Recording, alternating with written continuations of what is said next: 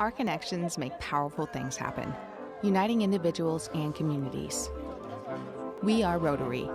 We are people of action. And together, we turn great ideas into reality by accessing our networks, our experience, and the best of ourselves to make a difference. Around the world, Rotary brings leaders together to build new friendships and to solve problems. Like in Austria, where generations work side by side to come up with innovative ways to build sustainable housing and community centers. Everyone learning from each other. In India, volunteers run a mobile blood bank to help provide a steady blood supply for their local community. And in Taiwan, people are working hard to get vulnerable citizens the support and services they need. With over 1 million members, we know what people can do when they come together. In your backyard and around the world, there's power in our connections. Take action with us. Find out more at Rotary.org.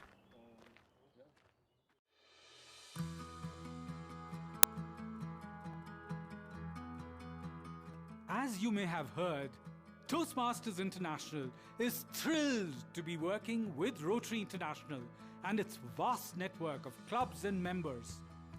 Both of our organizations value developing strong communication and leadership skills.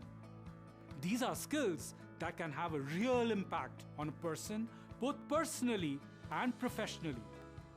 And yet, as similar as we are, we also take pride in our unique strengths.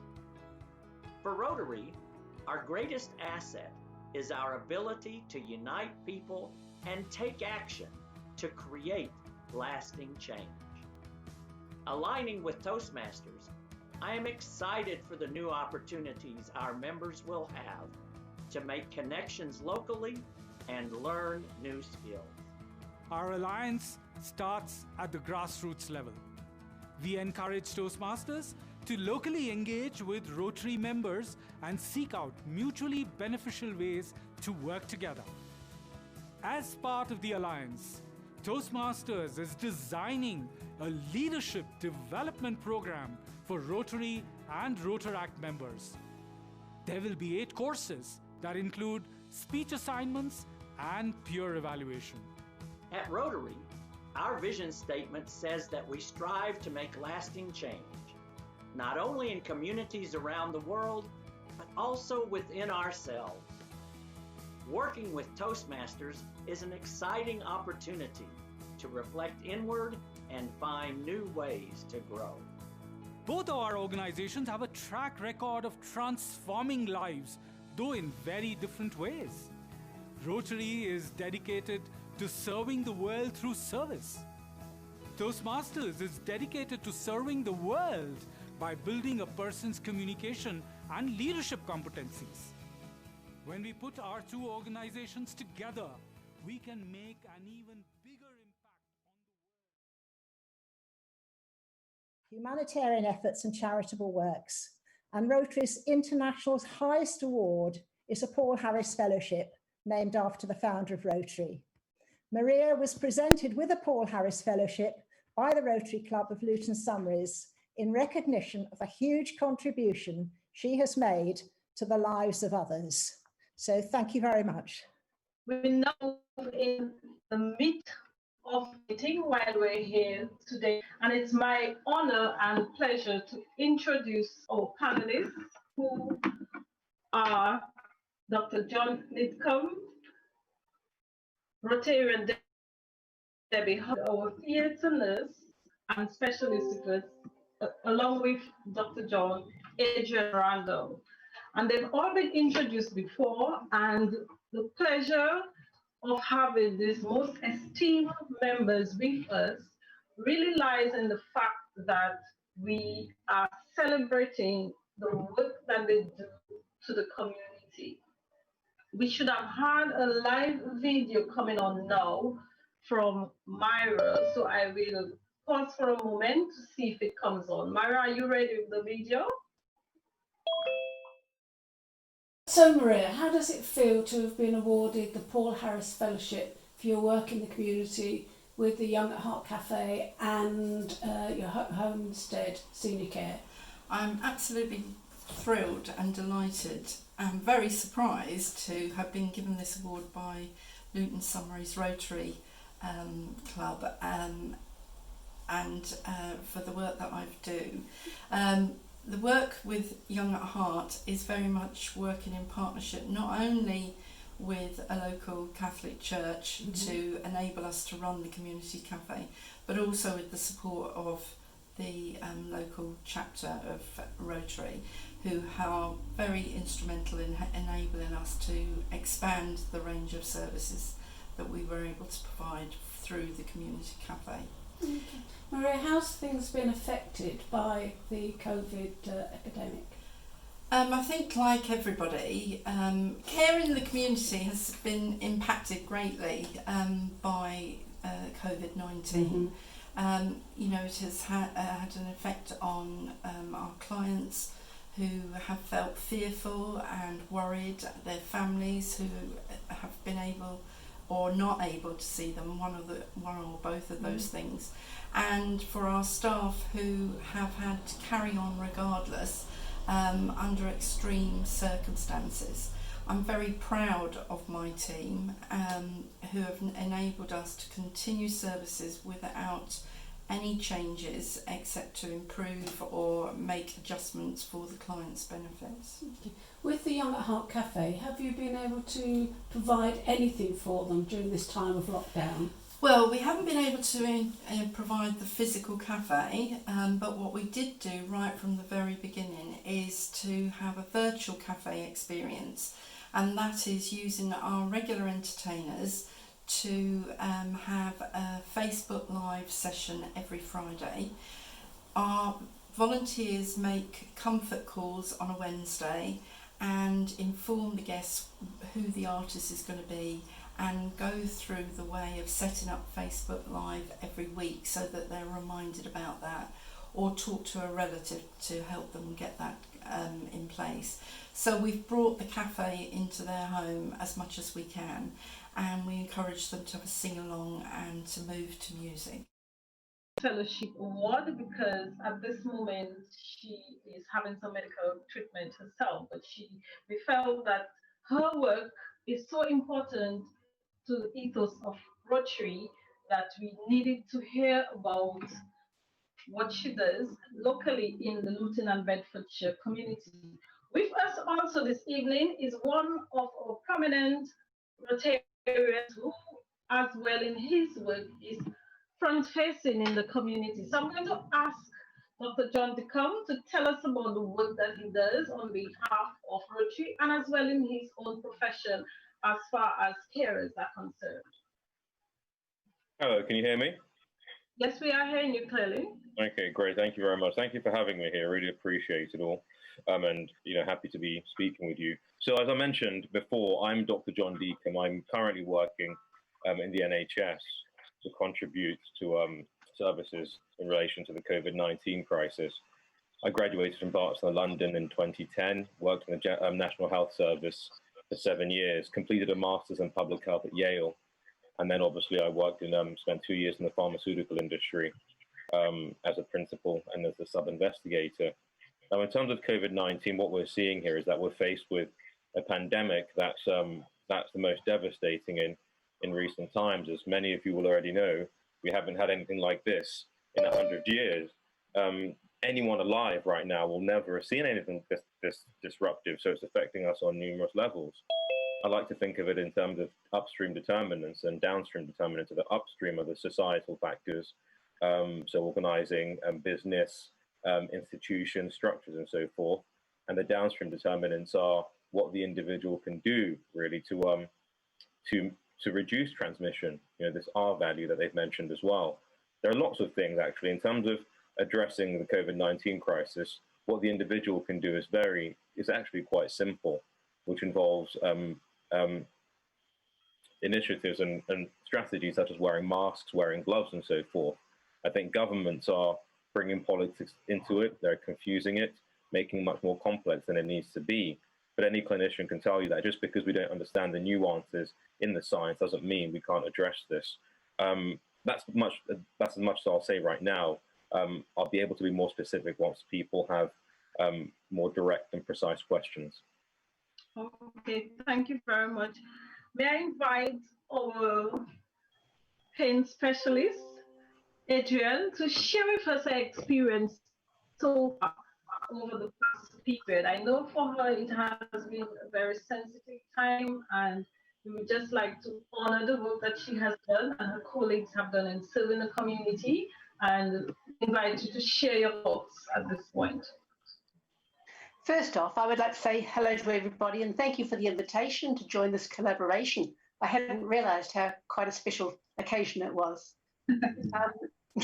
It was through having worked with Lynn for many years that she asked me to do this. The reason she asked really was because the subject is COVID, and it's something that I have experienced both personally by being affected by it, and certainly on the front line, because in my two areas of expertise, I work in anaesthetics in the hospital, and that means we are literally, at the head end of the patient and highly exposed to the COVID virus. So we had to take all sorts of protective measures, and we had to change a lot of the way we worked. A lot of the people that were involved with the management of these patients were mainly on the anaesthetic side, and then we would move them through theatres up to ITU and to the specialist wards. And in my other role as a pain nurse, I used to go around the wards to see patients, and the difference between the type of PPE, for example, that we were using on the wards compared to what we were required to use in theatres. For 8 weeks, I worked in theatres full-time and didn't pick up COVID. I went back onto the wards, and I think that's when I actually caught the bug. Fortunately, it was a very mild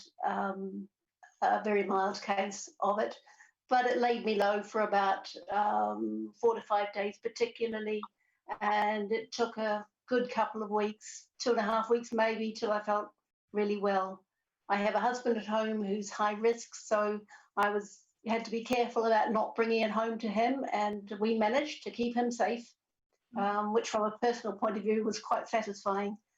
And going back to work now, I'm still waiting to find out whether I've developed an immunity or not, because it would be quite handy to know.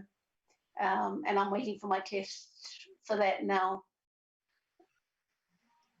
That's really all I've got to say about it, but it's been an interesting experience, so I'll put that to you anyhow. Yeah. Thank you, Adrienne.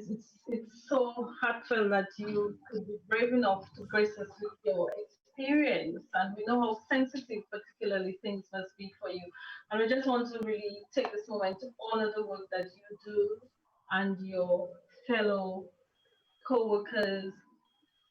It's a sensitive time, and we just really want to, as Rotarians, honor you and honor the work that you do for your country and standing in the gap for everybody else, the world, because it's really a global situation that we're facing. So I just want to thank you. And with that, I will introduce Debbie, who is our Rotarian and a high flyer, I would say, in the family of Rotary. So I'm just going to hand over the floor to her to tell us and her experience as a Rotarian, the type of work that we do in the community, and even now in the face of COVID-19, how we have, as Rotarians, have had to adapt our service to the community in terms of reaching out to the people that we serve.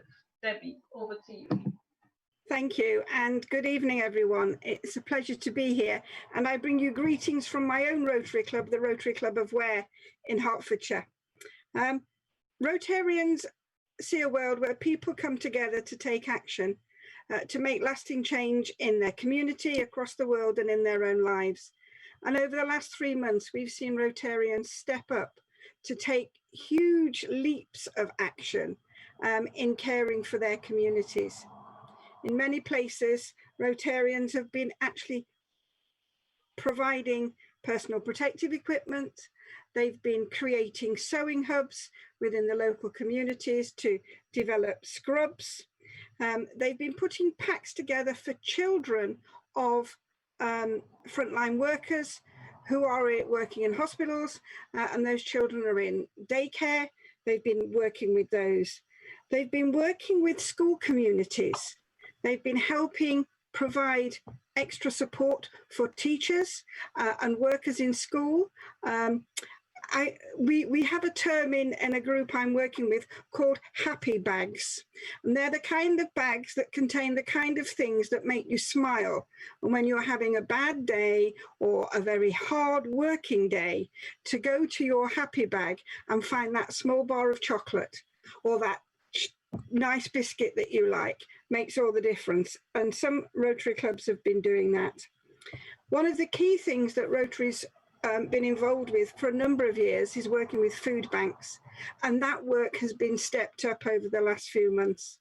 There's a national project looking at food bank supply, because we know that many families will be at risk because of food poverty.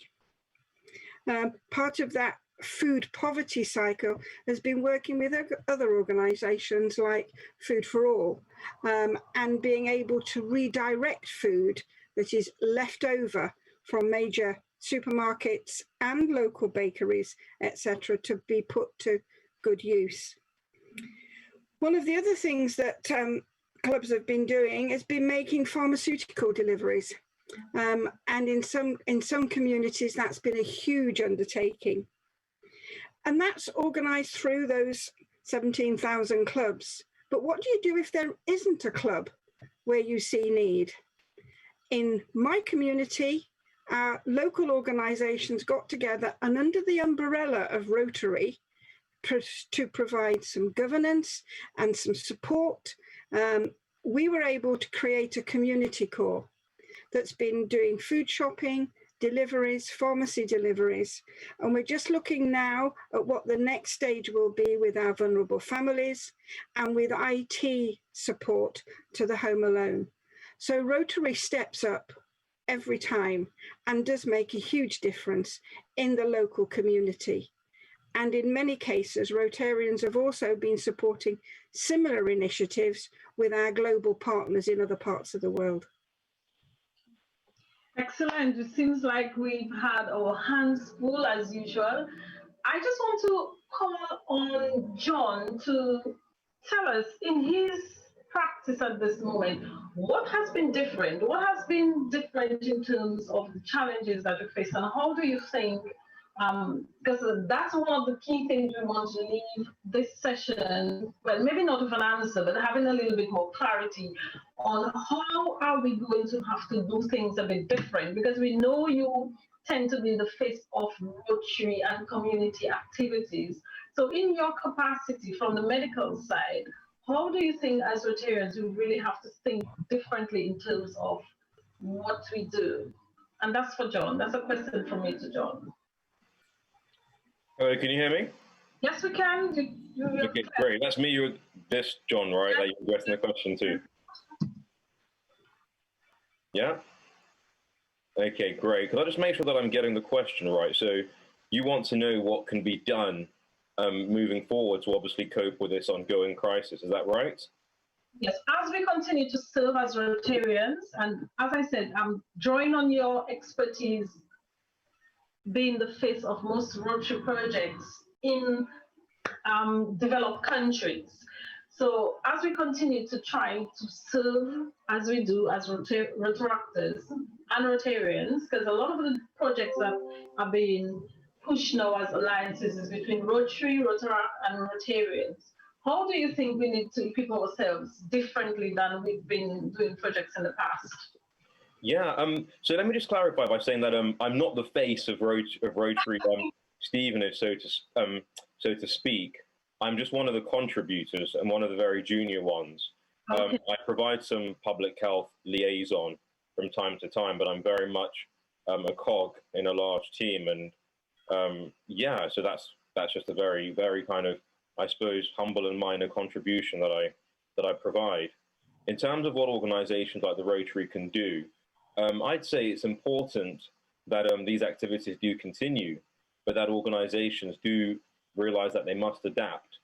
On some occasions, Rotarians might go out and help the elderly populations and help them with their gardening or shopping and so forth. But it's very important to be guided by government guidelines. And I know, common sense is an amorphous word, it's an ambiguous word. So I'd say be guided by the most up-to-date evidence. Someone earlier mentioned about immunity in relation to coronavirus, and I'd say that's something that we should be very careful about now. We don't know enough about the virus to even know that the so-called immune response is prolonged. There's a study that's come out recently. It was only on 14 patients, and it's suggesting that the immune response only lasts about 2 to 3 months. We know that people have had COVID multiple times. We don't know whether the antibody tests actually meet the threshold for detecting it. So there are a lot of unanswered questions. So I'd say until we have more robust testing, I'd say just always act as if you're capable of catching and capable of passing it on. So I'd say any activities that must continue, there must be obviously safe social distancing, being outdoors as much as possible, wearing masks, avoiding staying and going into people's houses. Obviously, sometimes that's not avoidable, but then you wear gloves, you have the alcohol gels, and you wear the gloves. I should stop you here. Well, I was really thinking more in terms of our work in developing countries, and the reason why I'm asking developing countries. Yeah, because the reason why I'm asking that is I for one have been greatly impacted by that situation. I have a funded research project in my own country in Dominica, and I have had to put that project on hold because it's working with the indigenous populations who are very high risk and live in protected areas. So if they're left all to themselves, supposing they won't be impacted unless the virus is brought in by people like myself who live in the developed world where we have high numbers going in to do that sort of community work. So I was more like, that question was... Oh, okay. I thought you meant in developed countries. So you were interested in developing countries as well. Yes, of course. We tend to do projects in those areas as Rotary. Yeah. When we're dealing with developing countries and with something as novel and something as unprecedented as COVID-19, it's very important that we're not hasty in our desire to do good, because obviously there can be harmful unintended consequences. I'm actually currently working on a project with a company called Inspiral Health, and we're going to be launching our website in a couple of weeks. It's several professionals. Some of them have worked for the World Health Organization. They're a consultant, anaesthetist, and very high power, high level individuals. And we're creating sort of a manual for people in developing countries who desire to provide help. And it is slightly different because they obviously develop the countries because they're underserved, they're under-resourced. There's a paucity of finances and sometimes of physical help. So I'd say anybody in developed countries who's desiring, they might be, I'm going to share that resource once our website is launched. But I'd say hold fire for now. Just diving in because we want to do good can sometimes do more harm than it's worth. You might go in, you have COVID yourself, and then you devastate an entire population. I'm not sure if that answers your question. I'm happy to answer any more specific ones that you might have. Well, I guess like you said, it's a bit still early days in terms of the answers, definite answers that we can provide. But it's just something that's passionate to my heart because of the work that I myself am doing. It's not a Rotary project, but it's affiliated to my job, where I think we have to really think about how much we can do even in serving others and what changes, which is again the theme. I'll keep going back to that, the theme of this evening's discussion. Yeah. I think at the moment what we can do is to do with information, and we can obviously provide these countries with remote service, obviously in terms of the information that we have. They might not know about social distancing. They might not realize the importance of masks. They might not realize the importance of alcohol gels and so forth. But I think us in the developed countries in the Western world must be very careful as coming across as saviors of humanity. Because as we know in Brazil, the indigenous population there is being devastated. Yeah. Bolsonaro is proving incapable of handling the crisis in his own country. But we must be also very sensitive to the culture, to our approach, and to how we do provide help. So if we do want to provide help, it's very important that we liaise with any chiefs, any leaders, any de facto leaders that might exist within their respective communities. I see Debbie has, I don't want to cut you, but I see Debbie is itching to get in on this debate. Absolutely, go on. Yes. I just want to reinforce the thing about information and the sharing of the information that helps populations. The Rotary Club of Monrovia in Liberia have got a project where they're publishing a book for free that's called You Are My Hero. And it's about how a child can be the hero in terms of an infectious disease. And it's all the things about not always going to see granny, washing your hands and everything else. Okay. And it's a very simple read, very easy to produce. It's free to any country to develop it and use it in their country. And those kind of initiatives are the things that Rotary is doing in other countries across the world. Fantastic. And that kind of work doesn't have to be costly. The whole programme to cover the whole country costs £2,000.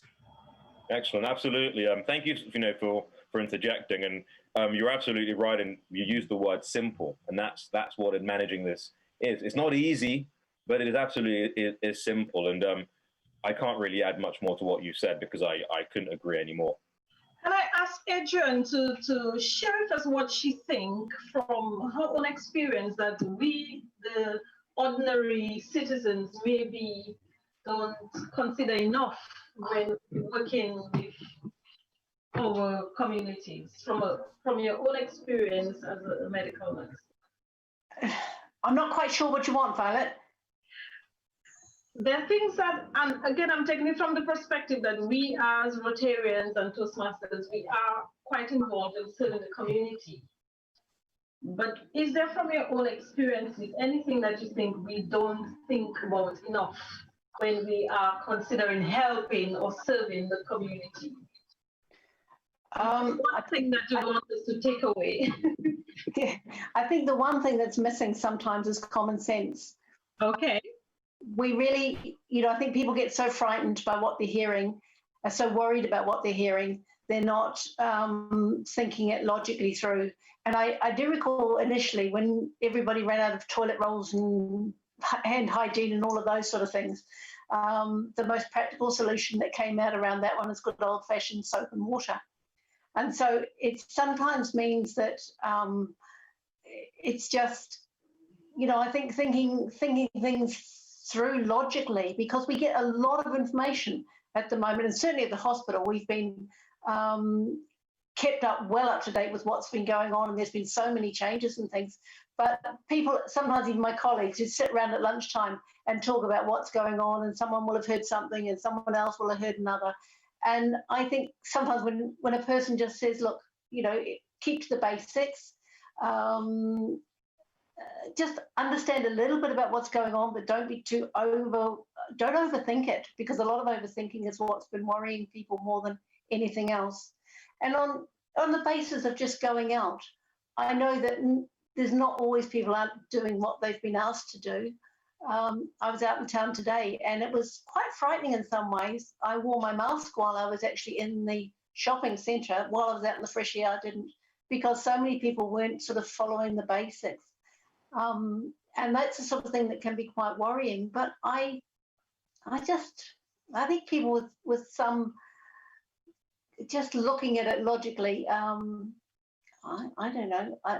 I just follow what's we're being instructed to do, and I think most of us at the hospital would be doing the same. Yeah. It's good to get your. Sorry. I'm saying it's good to get your sense of that, because you have that personal experience, and we go about every day. I have to admit, I'm as guilty as the people you met in the mall sometimes.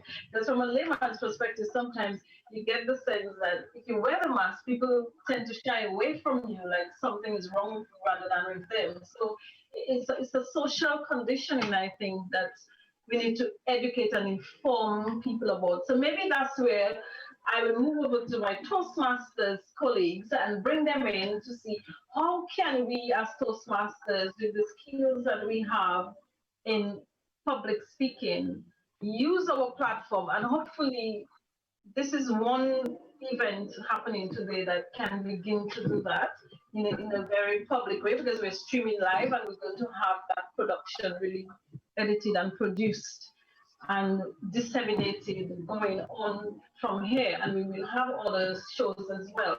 So we, international artists and Luton's summaries, have been process, but I'm going to bring on our incoming division director, Vinette, to asking Vinette, and I'm asking Vinette to maybe pose a question that she has to the panel. But before I do that, can I ask everybody else to turn off your cameras except myself, John, Debbie, and Adrian? And the people who are speaking, when you're asking the question, I'll call you. You can have your camera on. So I'm going to ask Vinette to maybe share her own vision of how Toastmasters can be a voice in this situation, and if she has any questions for any of our panelists. Vinette Jackson. Thank you so much, Violet. I think one of the common phrases in Toastmasters, as we know, is it is one of the best kept secrets out there. I know personally for myself, Toastmasters has literally transformed my life. I came to the UK, and as you might recognize, I'm speaking with a very strong Jamaican accent. And one of the things I was extremely shy about is actually speaking in public and hoping that other people actually listen and understand what I was saying. And I think the best thing with Toastmasters is that you learn while you're having fun, and it offers a very supportive environment. So it's not just about walking in and giving a speech, it's getting that feedback, getting that evaluation, and constantly challenging you and pushing you out of your comfort zone. I think collaboration with events like these that Violet has actually just been, this is the inaugural one, and I'm very impressed so far with the speeches that have been given and the collaboration between Rotary and Toastmasters. And I think this is a very good unity in terms of going forward, because I've been a Rotarian in the past, and I know membership is at the core in terms of your service or in terms of what you want to offer to the population. It's about service, and service is one of our ethos in Toastmasters. So it's a match made in heaven in terms of how we can collaborate and move forward. I think one of the things I'm impressed with Toastmasters is that we constantly change. Our core values remain the same, but we change depending on the membership that we are dealing with and the people that come into Toastmasters. I was very impressed in COVID, because obviously I thought, oh my God, what are we going to do? We can't meet in persons, we can't have face-to-face meeting. And impressively, most Toastmasters across the globe rose to the challenge, and within 2 weeks, they were online and having all their meetings. We have not missed any trainings, we have not missed any competition, we have not missed any conferences. And I think this adaptability can actually be spread and shared between organizations that are similar in terms of serving our members to make sure they're not missing out during these difficult times. As a person who's more empathetic to our membership, one of the things I'm grateful for is that we still can have that social collaboration with our members. So we can still reach out, still have a chat, still put together events. And I think a lot of our members really, really appreciate that. Now, I'm not sure in terms of the Rotary Club, whether or not you have been able to continue online and actually meet with your members and offer that vibrant support. I'm seeing some thumbs up there from Debbie. So that is a beautiful type of thing. And I'm looking forward this year as incoming director to look at how we can actually work together and actually support each other going forward. As I said, I was a member of Chiltern in Bedfordshire. So I was a member of that Rotary Club for about a year. And I was actually in charge of getting the club started in high schools. And one of the reasons I worked on that project is because communication is key. And I'm not sure if anybody has teenage children, in their house. So that type of communication is gone.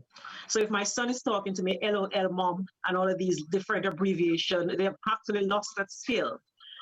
And I think it's something that we need to bring back to them. So I was keen on starting the Interact Club to get kids to actually speak and emote. And I think it served to solve so many issues, conflict resolution, so many issues between teenagers right now can be solved with good communication skills. So I know you have that as a program, and Toastmasters also have what we call Speechcraft and youth leadership programs where we go in and develop young people, give them adequate communication skills.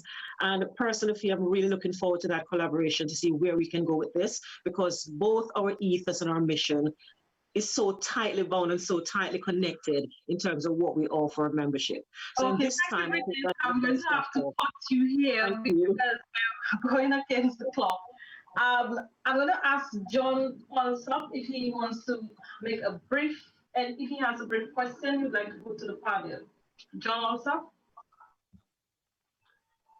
Thank you, Violet. Yeah, I have a question actually for Debbie.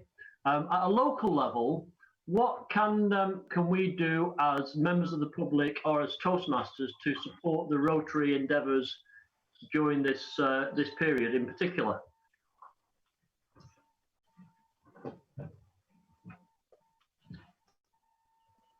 Debbie,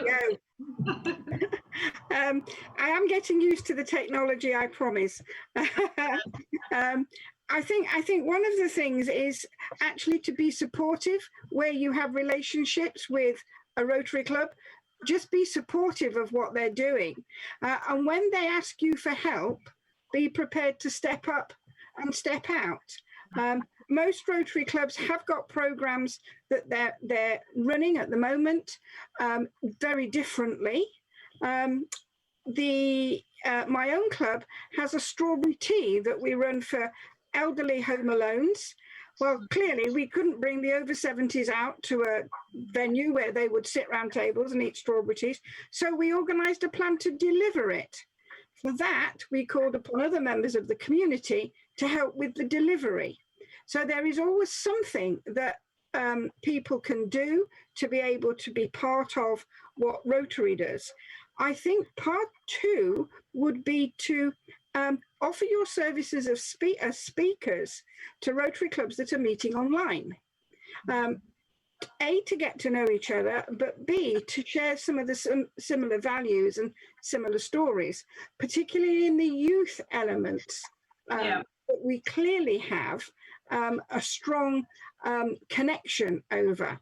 And I think, you know, that those are the things I would see as doing immediately. I think further forward, it's a little more challenging because we don't know what further forward's going to look like. But certainly, one of the things that we need to encourage all Rotary leaders to do is to be better communicators. And I see that that is something that I think we could develop over the next 6, 8, 12 months to be able to offer some of that development so that Rotary leaders are much more able to communicate. Okay, thank you very much, Debbie. I think Andy may have a question for us. Can I see Andy? And we have to do this in 1 minute. Andy? If not, Browmin and Janet? I mean, I haven't got, no, it's not me. Hi. Hi. Yes? I have a question. I've recently been on a Rotary Connects the World internet program, and I've heard the phrase building back better. I wonder if some of the panelists can give us their understanding of building back better in the future. I'm going to ask Adrian to try on this one because her voice has been a little bit quiet among the two other panelists. So Adrian, if you think there's anything you can mention of that, building back better? You've stumped me completely. I've not heard the phrase before, so I really don't know what best I could offer. if you're referring to the COVID, if you're referring to communication and common sense, well, from a communication point of view, doesn't matter what you do, and in various walks of my life, I've got lots of other sort of fingers and pies. The communication is always the key thing, and you guys know that because that's one of your themes for Rotary and Toastmasters. Building back better. Okay, may I ask Debbie to help you? Well, you lost me there. You can email that response. I'll try. I'll try. I was in the same call this morning, and building back better, as I understand it, is taking all the good things that we've learned now and using them in the future, but making sure that we are mindful of such things as sustainability, the environment, and all those kind of things while we're building the new future. So I think from a Rotary point of view, some of that will be about doing online board meetings so that people don't have to travel, so that you're not putting carbon into the app, all that stuff. It's that kind of thing, taking the best of what we're learning about and building it back to a new future. Yeah, John, anything to add to that? I think that's absolutely ideal. I mean, most of us will appreciate the fact that the air's cleaner. Most of us will appreciate. I live under a flight path, and it is so much quieter at the moment. Unfortunately, the planes are just starting to get up and roll again, which is in some ways a bit sad. But I'll be the first person to go to New Zealand when they open up the doors. I want to go home, so I can't say no to the planes. But everything around, the fact the cars are not there, driving to and from work because I have to be there, is so much easier at the moment. So yes, if we can take the best that we've found as a, even though it wasn't ever intended to be this way, and still keep that within our environments, I think that's going to be really, it's going to be really useful. It's going to be helpful for the environment. It's going to make people's lives a lot less stressed, I think, if they can work from home. People have been shown to actually work from home to be much more productive than being in an office. You'd miss the networking, but yes, it would be good to make the difference around getting things done, much more focused, and then occasionally meeting up as opposed to being there together all the time for those that can do it. Yeah. I have something to add actually in relation to that, just to come on the back of what everybody has said. What's been a consistent theme in so-called developed countries, and I use that term very specifically, is because what we've seen is, in some cases, a very appalling management of COVID-19.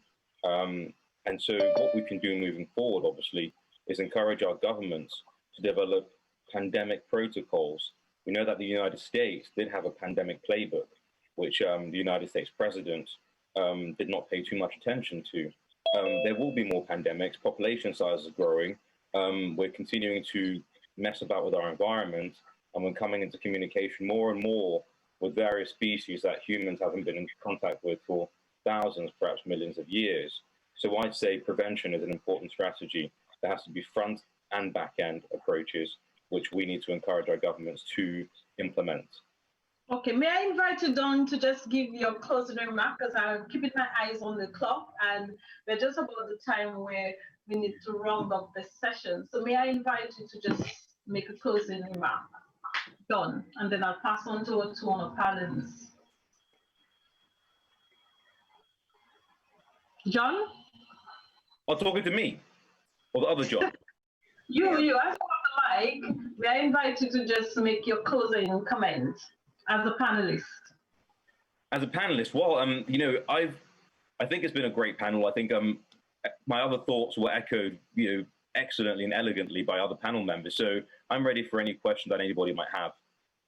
No, John, what I'm saying is we're rounding off the discussion now. So I'm inviting you to make your closing comment. My closing comments, okay, fine. So my closing comments, I'd say just, as the others have said, do use your common sense. Common sense is a very ambiguous term. So be guided by the official guidelines. Don't try to be a hero too quickly. If you do want to be a hero, then go by the very simple advice of don't visit grandma just because you feel like it, and keep the distance and stay safe, really. It's simple, but it's not easy. But it's not just about us, but it's also for everybody else. Okay. Adrian? Well, again, I would say very much the same. I think common sense is really important, but I think very basic, simple things, the hand washing, the distancing while we still are. Hopefully soon we'll be able to relax those even more, but we just have to follow the guidelines, and I hope we will see it through. We will. Debbie, Rotarian Debbie. Thank you. I think I just want to remind everyone that each of us has a part to play in this. It's not something that somebody is going to do for us. It's part of our new way of living, our new way of life, our new way of working. And we have to take all the good that we can with us forward and not lose sight that some of the things we've learnt about caring for ourselves and caring for the environment are really, really important. Okay, thank you very much. I have to say I'm very impressed, like Vinette said, you know, you planned this event, but you have so many thoughts go in your head of the sensitivity of the topic, and we really struggled with how best we should handle this topic, saying that we know how sensitive it has been for all of us involved on many different fronts. It has been very personal for myself. I've lost a relative in the whole process, and it's my fear every day of my people. As I shared earlier, I'm from a developing country, and we have an indigenous population who is very dear to my heart. So choosing this topic today was a very difficult decision to make, but I think as Rotarians, as Toastmasters, it was necessary for us to use the platform that we have, knowledge and the expertise among us, the work that we do, to share that information with ourselves and with the general public. One of the things that I want to say about this event before handing it over to Jared Mannings to do our closing comment is the fact that we thought of doing something outside of the box. Normally, as Toastmasters, when we do our programs, it's personal development. We serve our members and we welcome new members into the fold and we serve them. And we know as Rotarians, it's service before self. It's almost the other end of the spectrum, service before self. So when this project was conceived, the whole idea was to use the service that Rotarians do and the platform that Toastmasters had and bring it together in a project that can be outward facing, not inner facing. And I'm very pleased that we were able to do that tonight. And just to announce to everybody here, tonight is also the official launch of International Orators. We have a lot of our inaugural members in the audience. And I want to say to them that I am the host today, but very soon they will have to be in that hot seat. So we will use the Toastmasters training to get them sitting where I am tonight and to be the host in the future and to continue to collaborate with all the projects that Rotary is doing and to be the voice. That's what we conceive this project as, to be the platform that we can showcase both Rotary and Toastmasters and the work that we do. And with that, I'm going to hand over the mic. We don't have it physically in our hand, but as we do in a good Toastmasters format, I'm going to hand over the stage to the most distinguished Toastmasters for 2020-21 among us, Toastmaster Jared Mannings, to share with us the closing toast and his own vision for future collaboration for 2020-21. Jared Mannings. Thank you very much indeed, Violet. Thank you for staging this special event. Fellow Toastmasters and Rotarians, it's lovely to share time with you this evening. I would really think from what you asked for the summary there a while ago, I feel that it should be a selfish image, meaning if you do look after yourself, then you're looking after everybody else. So be careful, each person within the COVID. With regard to the whole effort of this evening, I think we're really establishing fellowships and connection. We want to strengthen each other and diversify also. I welcome that very much this year into our Toastmaster New Year, which will be beginning on the 1st of July. I have been a Rotarian also in the past. I presume it's about 15 to 18 years ago. I was very young, dynamic at that stage, and couldn't give it patience. Maybe I'd stay there about 3 years. But I graduated from Toastmasters to Samaritans, and I was then 5 years in Samaritans. With regard to my time in Rotary, I was really, really impressed of their incredible ability to organize and support international diseases and get funds for that. Also to support local communities, especially with regard to underprivileged children. It was amazing the work that they did. I really love the words of Debbie. She described one, action, and then lasting change. They are two phenomenal things that we share in Toastmasters. We do action and we do change. People get confidence from Toastmasters. Sorry, somebody has the mic on. Can you mute everybody, please? Sorry, Jared. Sorry, my apologies. Okay, it's okay. Yeah.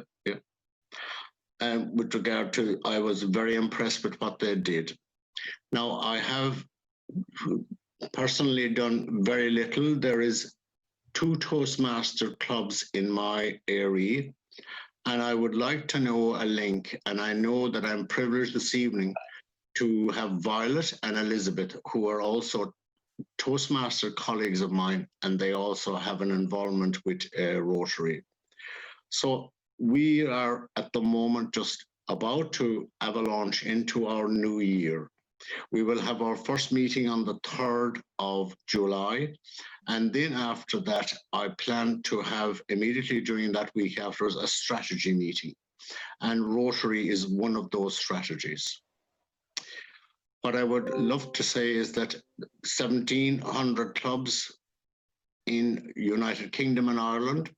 I believe Dave Murray is the leader in Ireland. And if there's any link through either Violet or Elizabeth, I would appreciate that to support the whole community and the fellowship of Toastmasters Toastmasters and Rotary going forward. Mm-hmm. With regard to the support and the other different situations that we can really have, I would invite different people to come on board and help us in that situation and direct the journey ahead with regard to the coming year. In conclusion, I just really congratulate Violet for having this evening. And it has been a great exposure and a standing in this year, starting out in Toastmasters, so that, otherwise, thank you so much indeed. And I wish you every success in what you have done. Thank you very much. It was really a pleasure having everybody here this evening. And I would just like to ask everybody to turn on your cameras so our manager of public relations, incoming Toastmaster Daru and Rotarian Toastmaster Daru can have some photos for her newsletter. And this is the official close. We've done it to time.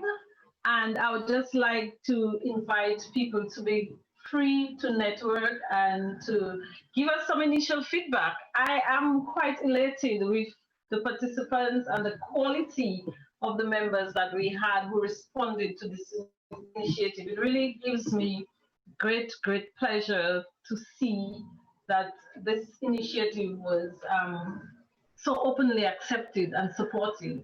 And it just means there's so much more potential for us to work together and to collaborate. Using, as I said before, the whole concept was to use the work that Rotary does, which is the service before self projects, identify projects, and use the platform that Toastmasters has in public speaking, getting our own members out there. We've been talking a lot in-house.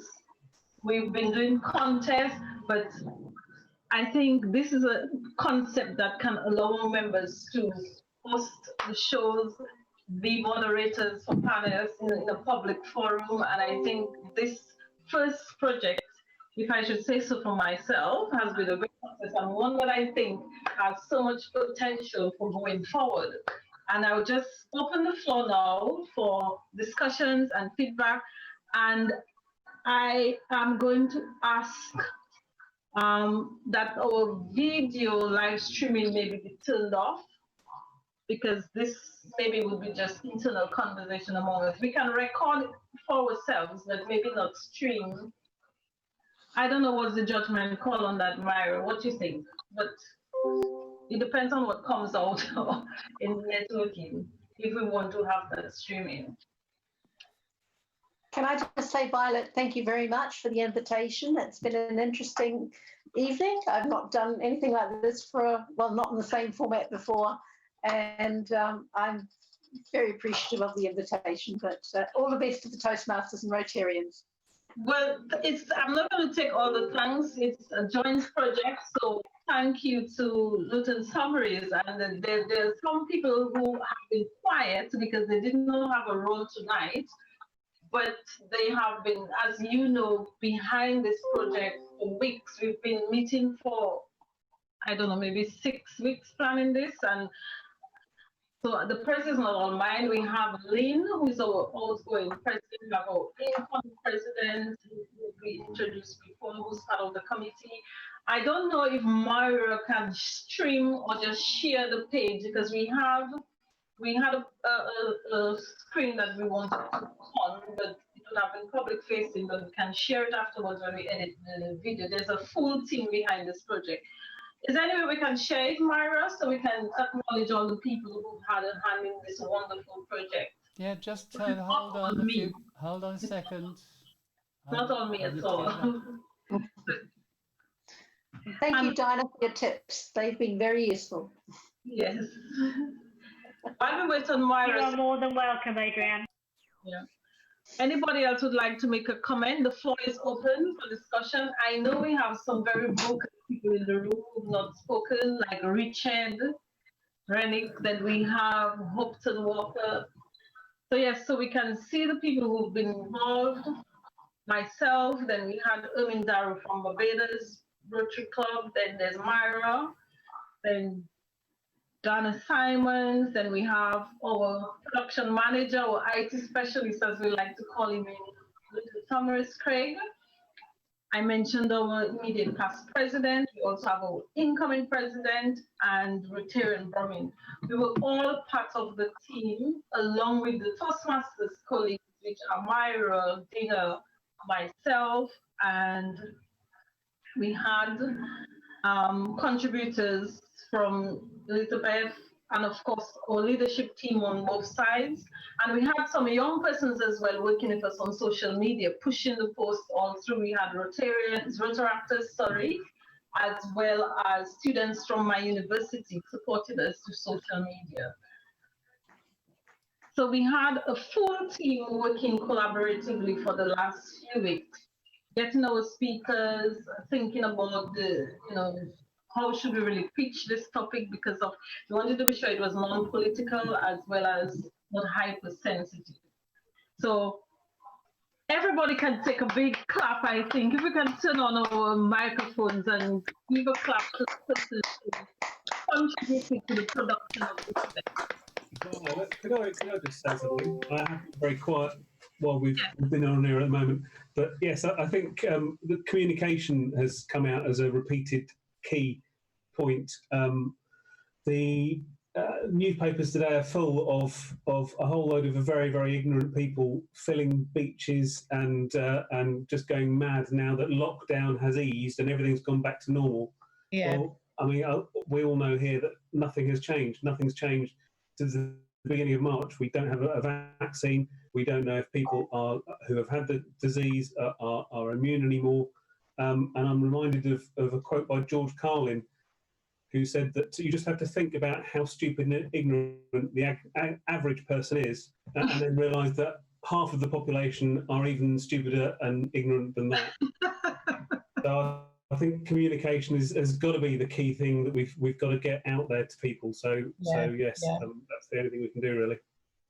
So that's a challenge to the Toastmasters members among us, and even our newly, inaugural members, to take up that challenge to use skills to bring the message out there at work, in different forums, in the community, wherever we are. Violet, can I come in there as well? Sure. Yeah, just from the youth angle, as many of you know, and work with a lot of young people, run a youth centre, doing out there visiting organisations and also visiting individuals personally. I think what will become really useful, this partnership, is to work with young people in a few months' time when the perceived lockdown is going to things start to open up more. Young people, there are young people out there that haven't been outside the front door. Their social communication skills, their confidence, their whole kind of esteem is really, really going to be an issue. So I think give it another month or so, a couple of months after the summer, into September, when they go back to school, you've got a load of young people that year 11s to go into going to high school, that have not had that transition time as well. So I think there's a great piece of work to be done with both organisations for young people. I think last night, DTM Elizabeth encouraged me, actually. She hooked me into looking at training at, what was it, midnight last night from our convention, the presentation on the lines between Rotary and Toastmasters. And I really encourage all of us in the room, because the recordings are available, to go back and look at it, because it was so rich of ideas and projects that we could pick up and run with. And one of them, Andy, was that work with the young people as well, how we can use this new collaboration to serve the youth. So there's something there that we can go back and look at in our own time.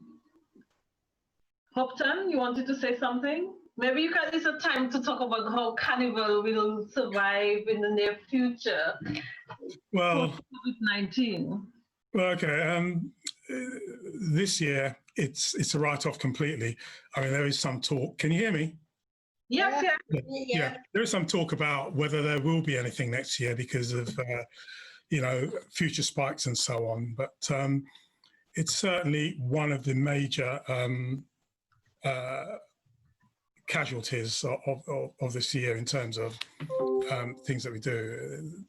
I'm ignoring the number of deaths that we've had. I'd just like to say thank you for inviting me to this.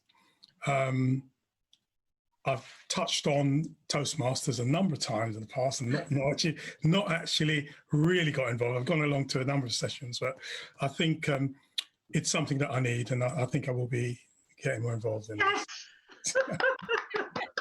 That's one positive outcome for me today, if nothing else. Could I say something, Violet? Sure. So Hopton is not the only person there connected with Carnival. As well as being Chief Executive of a housing association, I'm also chair of the Nottingham Carnival Committee. And I'm just interested in what, is it Calvert was saying about reaching out to young people. Sorry? Andy. I'm looking at the name anyway, it doesn't matter. Yeah, I think you know what I'm talking about. Yes, there's no physical outdoor carnivals this year, but there are a lot of online carnivals being planned. We are certainly doing one in Nottingham. I mean, we have a Facebook that has about 7,000 friends, and a lot of carnival organizations are in contact with young people, either through Facebook. There are a lot of events happening, online events. And I just wondered if there's some basic message that we can be giving young people, perhaps John may want to comment on this as well, using the Carnival network and the network that we have with thousands of young people of all ethnic backgrounds who are certainly very much starved of an opportunity to express themselves culturally. And some of these, I'm afraid, we're seeing on the streets, perhaps in London, organizing these what we may call lockdowns, unofficial parties. Perhaps the Carnival community can be an excellent vehicle to spread out some very good message about the seriousness of this situation. And then over to John or Sorry, when you say John, there are two Johns on the panel, am I right? I'm talking about you, John, yeah. Me, John. How many Johns in the room? Sorry? You have 4 Johns in the audience. We've got 4 Johns, exactly. So which John? You, John, you. So Dr. John? Yes. Yeah, that's it, Dr. John. John. Oh, it's okay. It's okay. Well, someone used the term, was very frank in using the term, the stupidity of the general populace. I applaud their courage in stating that. Being a doctor, I try and use more diplomatic language. So I would say they're impervious to reason. And when people are impervious to reason, there isn't too much that you can do to convince them. We have a litany of information really coming out about how coronavirus is fake, how Bill Gates is trying to control us with chips, how 5G networks cause it and so forth. What I found as a clinician that really works in convincing and persuading people is appealing to their human sensibilities. So if you talk about, look, coronavirus may very well be fake, which it's not, but suppose it is real, then how's your nan going to be if she catches it? How's your mum going to be? How's your cousin going to be? And doing that really really does make people think much more once you strike their emotions. So you know, we in the West are very fortunate in that, yeah, lockdown can be difficult. Yes, you can, you know, it can lead to mental health, exacerbation of mental health difficulties, which I completely sympathize with. And I always, you know, I used to be very hardline and say, don't go out at all, you know, don't be an idiot, stay at home. Whereas now I say, if you must, then wear a mask, go in the garden, keep your distance. I would say appeal to people's emotions, appeal to those that they care about, and remind them how fortunate we are here in the West to be suffering from just lockdown. I'm from Cameroon originally. I was born there, and my parents live there, and they're telling me that there are professionals in Cameroon who are actually foraging through dustbins during lockdown. There are people who are wishing that they could die because they're saying it's better to die from coronavirus than it is to die from starvation. So I think there has to be some perspective here. And we as elders must, you know, we have a duty, I suppose, to educate our younger ones and say, suppose it is real, then what's the worst case scenario if you decide to flagrantly disregard what the advice that has been given you? So yes, the impervious to reason can be convinced with logic of the heart. I think coming back to what Richard was talking about and Hopkins was talking about as well, really about the theatre side and using arts is really important. I think there's a whole raft of things. Again, myself, I come from an arts background, used to run a theatre group, etc., etc. But I think young people, visual messages, using that visual message, taking what John's saying, using those stories, those information to young people or anybody really across the arts. I mean, there's a whole raft of people out there now, unemployed. Theatres are being on dark. There's a whole raft of people out there that could be using those visual messages in some format, because young people, anybody now, it's always about statistics, numbers, looking on the thing. Well, actually, those, and we all know that the people in the arts, theatre and education has really, really worked. I mean, there's stuff that's really come out of there as well. So maybe there's something there that would be really interesting, and that'd be interesting to sort of explore that idea that we could actually start to put things together. Yeah. As I say, one picture speaks 1,000 words.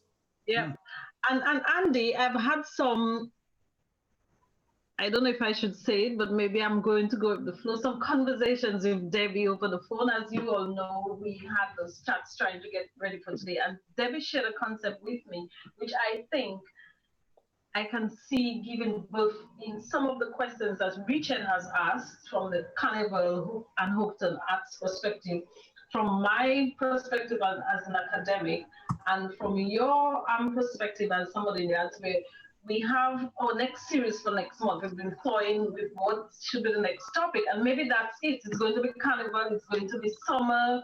We have the young people in a situation that they've not been before. We have this whole issue of diversity. So maybe we can use the next panel to look at how culture, the arts, education and training, Toastmasters skills, and us as Rotarians serving the community, maybe that we can shape that into the next theme for the next series next month around the arts. You know, it's going to be carnival season. I guess people will be very restless, wanting to go out and socialize. So how do we socialize post-COVID in the summertime when, you know, culturally we'll be out having a blast?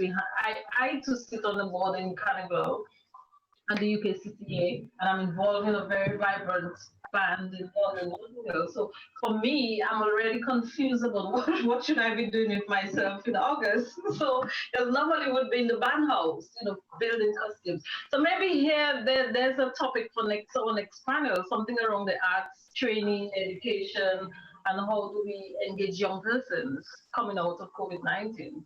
So we can take that to the drawing board. And indeed, Violet, you know, I had another meeting at 8 o'clock, so I've got to go now pretty shortly. Okay. Yes, that's fine. Thank you to be here and to having me here also. But I would feel that today we had a long meeting of training on Toastmasters. And I kind of almost felt that, you know, people wanted to get back to in-person meeting. Now, how devastating can that be? You know, with regard to a patient doesn't come into a doctor's surgery saying on their forehead, I'm a diabetic, you know? It's not like, you know, it's not licensed. Like nobody knows who is the contaminator or who is the carrier, you know? So one has to express great caution into the future. I feel that COVID has taken over our Rotary and our Toastmaster situation this evening, but it's good to respect where we need to be careful in living and caring for each other also. Yeah. Okay. So, anybody else would like to make a closing comment? Because I know that our Zoom master has another commitment. Yeah, can I just say one thing? Good night, everybody. Thank you very much. God bless. Thank you, Karen. Thank you so much for being with us tonight. One of the things that one district of Rotary's done, which is just north of Mary's Patch, is a program called Slam Dunk. We get young people to write their kind of poetry, for want of a better description, but it's a cross between poetry, rap, etc. And I wonder whether that's a vehicle, particularly with the carnival type theme and those tracks of young people, that might be a way of getting them to express what COVID has meant to them or has affected them. Because we're talking about giving them information, but we don't know what state they're in, how worried they are, whether it's a bravado thing, whether it's a herd thing, or what it is. And Slam Dunk could be a way of opening that up quite significantly for that particular group of young people. I don't know whether you've tried it, Andy, in your groups. Not tried it, but I know of it, and I've seen some success. I've heard some successes from it as well. I know the organisation Luton Revolution Arts are doing poetry online and all that kind of stuff as well. So there's a similar model, and people are just varying ways. But there's been some good positive feedback from that as well. I think the guy in the next district, John Dana, was district governor and had it at his conference. And I think Mary knows the people involved. Yes, absolutely. Happy to follow that one up if and get some further information on it. And certainly speaking as a teacher, I really do believe that communication is absolutely going to be one of the most important things, and communication for and with young people and for young people amongst themselves is a huge priority. So I think this evening has given us an absolutely brilliant start to a partnership, and I look forward to seeing it progress. Thank you very much indeed. Ladies and gentlemen, on that note, we will close the stream. On that note, we will close the stream. Thanks for watching. Myra, let me just close off, Myra. I would just like to say thank you to everyone for being here, and just to say that we will save your chat because there's a lot of rich information in the chat, so we will save it and we'll take on the feedback. I know everybody didn't get a chance to contribute, but we will be in touch with you, and my international orators, I hope you get a taste of what is to come for you and that you would do the signing on the dotted lines in the next couple of days. So thank you, everybody. I'm really, really pleased. Thank you. Thank you. Thank you. Thank you. Thank you, everyone. Bye. Bye. Thank you. Bye. Bye. Thanks, And everyone. thanks to the team. It's not just me alone. Thank you, everybody who contributed.